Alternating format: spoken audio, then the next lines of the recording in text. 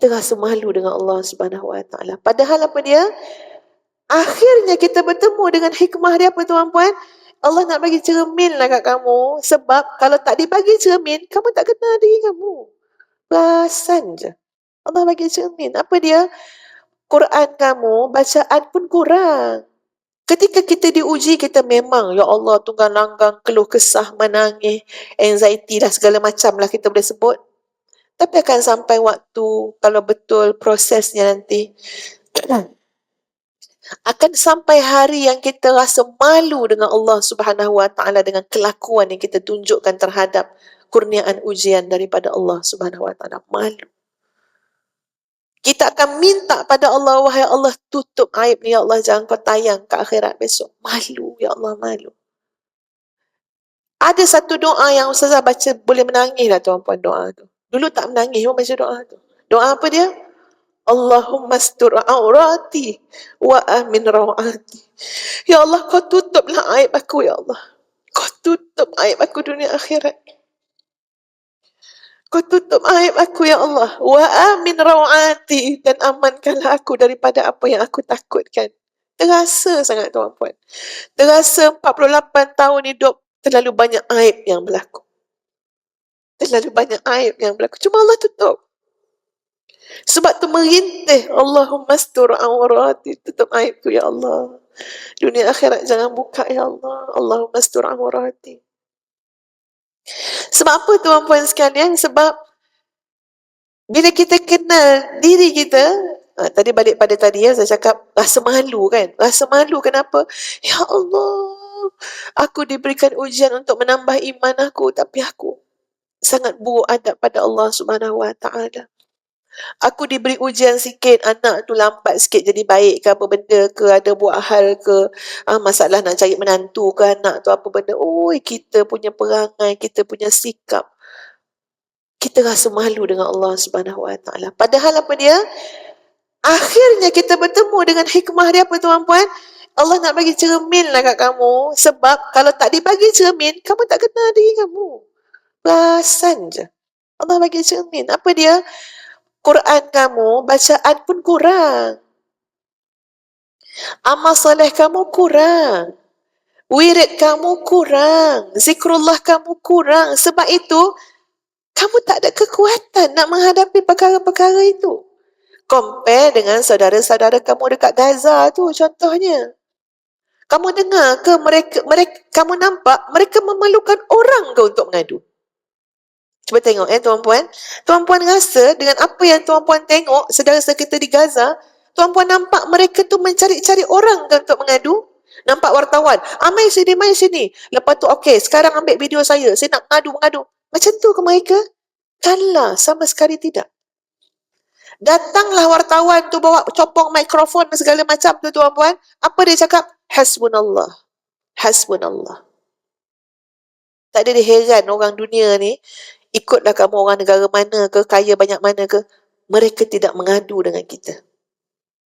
Tapi kita baru diuji sikit. Tak ada kata benda kita yang kena ambil pun. Tak ada yang kena halau daripada rumah pun. Tak ada yang runtuh, tak ada yang apa tuan-puan. Anak kita masih ada dengan kita. Keluarga kita masih ada dengan kita. Tapi keluarga itulah yang jadi keluhan pula pada kita. Mengeluh mencari orang kat mana aku nak merungut. Kat mana aku nak mengadu. Subhanallah, Allah bagi kita cermin. Allah bagi kita cermin. Sebab apa? Kalau kamu cermin diri kamu kat dunia, itu masih baik. Kamu masih ada kesempatan untuk menambah wirid kamu, menambah amal soleh kamu. Tapi kalau cermin tu nanti memang Allah akan tunjuk dekat alam barzakh, akan tunjuk masa dekat padang mahsyar. Wirid bukan masanya lagi pada waktu itu. Itu bukan darul amal, itu darul jaza, masa untuk pembalasan. Bukan masa untuk beramal. Jadi akhirnya kita akan rasa Allah, terima kasih ya Allah, syukur kau bagi ujian tu pada kami dulu. Jadi cermin dekat aku. Jadi cermin. Ya, dan 3 respon yang terbaik kita boleh buat tuan-puan. Apa dia respon dia? Pertama, bila kita dah kenal diri Kita dah nampak Allah banyaknya kelemahan. Subhanallah, macam tu lah. Ustaz percaya semua orang melalui macam tu, tuan-puan. Bila dah kenal diri, Allah banyaknya kelemahan. So, respon yang pertama adalah, jadilah ahlut taubah. Ahlut taubah. Allah, jiwa ni jiwa yang runtun ataupun apa, luluh bertaubat dan beristighfar kepada Allah Subhanahu wa taala. Macam tak ada urusan yang lebih besar daripada tu rasa dia. Oi, orang mengata engkau lah. Oh tak, itu bukan urusan besar. Urusan besar aku adalah memohon keampunan Allah Subhanahu wa taala. Orang ambil projek engkau lah. Ya, dia apa, dia cantas engkau, dia ambil jawatan. Oh, bukanlah itu urusan besar. Urusan besarku adalah memohon keampunan kepada Allah Subhanahu wa taala. Sampai jadi macam tu nanti, tuan-puan. Tidak jadi urusan besar yang lain. Kecuali apa dia? Saki-baki hidup yang ada ni nak bersihkan diri, nak minta ampun pada Allah. Bukan nak berebut itu, berebut ini lagi, tidak. Sebab apa? Urusan besar aku adalah untuk jadi ahlu taubah. Bukan untuk mengungkit-ungkit lagi merana, itulah luka, itulah kecewa. Dah cukup-cukup. Bila kita kenal diri kita. Yang kedua, tuan-puan, adalah islah, memperbaiki diri. Ini yang kena wirid ni, tuan-puan. Apa dia? Banyakkan amal soleh. Sebab itu adalah bateri kepada iman kita. Kita ni maknanya selama ni kita lalai ni. Patutlah jadi macam ni. Ujian kecil pun tak boleh hadapi, contohnya. Ya? Sebab apa? Kamu lalai. Amal soleh kamu tak banyak. Dalam amal soleh tak banyak. Ada buat amal, tapi amalnya mati. Kenapa amalnya mati? Tak ikhlas. Amal yang tak ikhlas ni ibarat amal mati je. Amal tu tak hidup. Amal tu macam kayu mati, tuan-puan. Amal yang ikhlas, amal tu hidup. Amal tu boleh beri kesan. Amal tu boleh berpengaruh. Amal tu boleh jadi syafaat. Amal tu dunia akhirat. Meneman kita. Sebab dia hidup. Tapi amal kita, status dia mati. Kenapa mati? Kerana tidak ikhlas kepada Allah Subhanahu wa taala. Jadi bila kita tengok Allahu Akbar, ya Allah, memang kita akan rasa malu dengan Allah. Kenapa? Aku sangkakan ujian tu dulu tak elok untuk aku.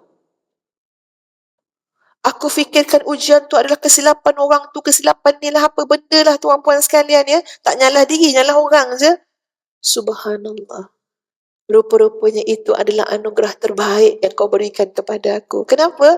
Dengannya aku mendapat cermin diriku sendiri. Boleh faham kan, sahabat-sahabat sekalian? So yang kedua apa dia? Islah, baiki diri. Dan yang ketiga, bila kita dah dapat cermin tu, tuan-puan, ya, cermin diri kita ni. Yang ketiga, hati kita begitu lunak dan lembut dengan orang lain. Hati kita begitu lunak dan lembut dengan orang lain. Apa maksudnya? Sangat mudah memaafkan. Sangat bertolak ansur. Kalau tidak, tuan-puan, apa jadi pada kita? Kita memang memenjarakan diri kita dalam kesakitan, kelukaan dan azab penderitaan. Kenapa? Aku tak mau bagi maaf pada dia. Aku tak nak maafkan dia. Bahkan ada orang yang sanggup hidup, tuan-puan, 20 tahun, 30 tahun, berbuku dalam hati dia. Tak boleh nak memecahkan apa?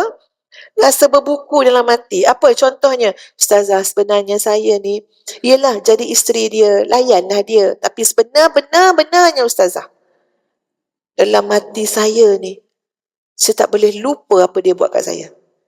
Bila kak? Tahun 1973. Contohnya dah. Wih, lamanya merana. Itu dekat nak umur Ustazah dah tu. Ya? Lamanya merana. Kenapa? Kamu tidak bertindak balas dengan baik terhadap cermin tadi. Cermin tu nak nunjuk kat kamu apa dia? Kamu lagi banyak dosa lah. Kamu pun perlukan kemaafan daripada orang. Kamu pun perlukan keampunan daripada Allah. Apa yang kamu nak pegang sangat kesakitan tu?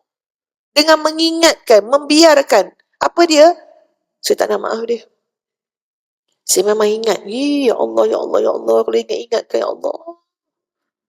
Tak payah tuan-puan. Lunakkan hati kita, lembutkan hati kita. Manusia ni apa dia? Allah tak sempurna. Boleh jadi tuan punya badan pun tak ingin dia bersikap demikian. Dia pun merana dengan sikap dia yang macam tu. Dia pun dapat bahagian dia juga. Takkan aku nak tambah lagi. Takkan aku nak kurung lagi keadaan ni dalam kesakitan tu. Sebab tu nombor 3 apa dia? Hati kita lunak dengan orang. Maafkan. Dah tak ada apalah, kita manusia biasa. Dia pun dapat juga bahagian dia. Dia pun sakit juga. Ya, dahlah, doakanlah, kesian kat dia juga. Takkan kita nak tengok dia berdosa. Tapi sebab amarah dalam hati kita, dengan anak kita marah. Dengan anak kita boleh kata tak ada.